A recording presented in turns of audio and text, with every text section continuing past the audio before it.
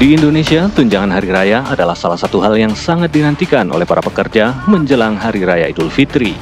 THR ini merupakan pendapatan tambahan yang wajib dibayarkan oleh perusahaan kepada pekerja atau buruh menjelang perayaan keagamaan.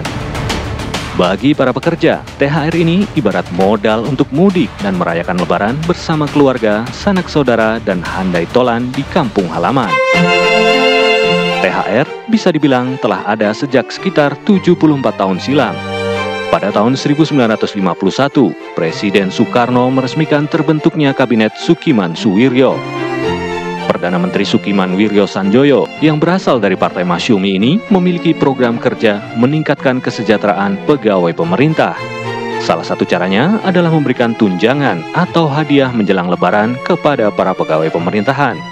Saat itu nilainya berkisar antara Rp125 hingga Rp200.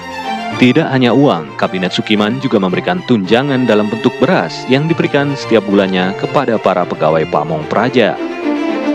Momen ini diterima umum sebagai tonggak awal terbentuknya THR yang ada saat ini. Meski sebelumnya telah ada hadiah Lebaran pada masa kolonial atau bahkan pada masa kerajaan di Nusantara. Misalnya tahun 1943, pada masa pendudukan Jepang, para pegawai pemerintahan mendapat hadiah Lebaran menjelang Idul Fitri. Kemudian, beberapa saat setelah pengakuan kemerdekaan Indonesia dalam konferensi meja bundar tahun 1949, hadiah Lebaran ini menjadi isu penting bagi Indonesia, yang waktu itu berbentuk Republik Indonesia Serikat. Idul Fitri tahun 1950 jatuh pada tanggal 17 Juli. Di sekitar perayaan Lebaran tersebut, kantor perwakilan Republik Indonesia Serikat di New York, Amerika Serikat, mengeluarkan press release yang isinya menyampaikan bahwa pemerintah Indonesia membagikan tekstil kepada sekitar 80 juta penduduknya. Kantor Republik Indonesia Serikat di New York menyebutnya sebagai peristiwa yang paling menggembirakan dalam merayakan Hari Lebaran sejak berakhirnya peperangan. Semua warga negara mendapat bingkisan bahan pakaian itu, tak hanya umat muslim saja. Namun, pemberian hadiah Lebaran atau THR seringkali bikin geger, misalnya pada tahun 1951. Pada tahun berikutnya, 1952, para buruh memprotes keras karena THR hanya diberikan kepada pegawai pemerintahan saja. Mereka merasa keputusan itu tidak adil. Tahun-tahun ini dipenuhi dengan banyaknya protes dan aksi mogok kerja dari para buruh yang menuntut perbaikan kesejahteraan, termasuk hak untuk mendapatkan hadiah Lebaran. Pada tahun 1954, perjuangan tersebut membuahkan hasil. Menteri Perburuan Indonesia mengeluarkan surat edaran tentang hadiah Lebaran.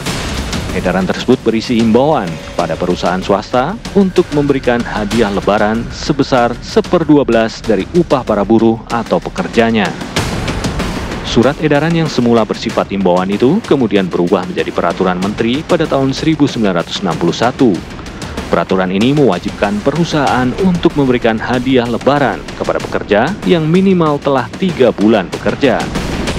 Namun pada masa Orde Baru, tahun 1972, Menteri Tenaga Kerja mengeluarkan surat edaran yang isinya para pengusaha tak lagi diwajibkan untuk membayar THR. 2 dekade kemudian, isu kesejahteraan buruh termasuk pemberian THR kembali menjadi sorotan. Pada tahun 1990-an, pergerakan buruh kembali menguat.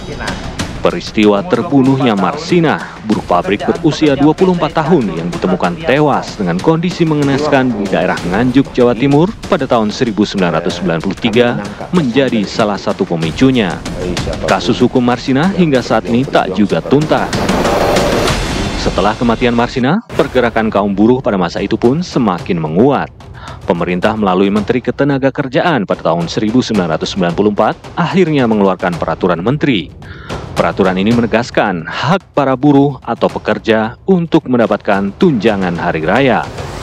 Istilah hadiah Lebaran pun berubah menjadi tunjangan hari raya atau THR yang kita kenal saat ini. Pada tahun 2025, cairnya THR dari pemerintah sekitar 50 triliun rupiah dan potensi THR dari sektor swasta yang mencapai sekitar 200 triliun rupiah akan meningkatkan daya beli dan konsumsi masyarakat, sehingga diharapkan dapat berkontribusi terhadap pertumbuhan ekonomi nasional.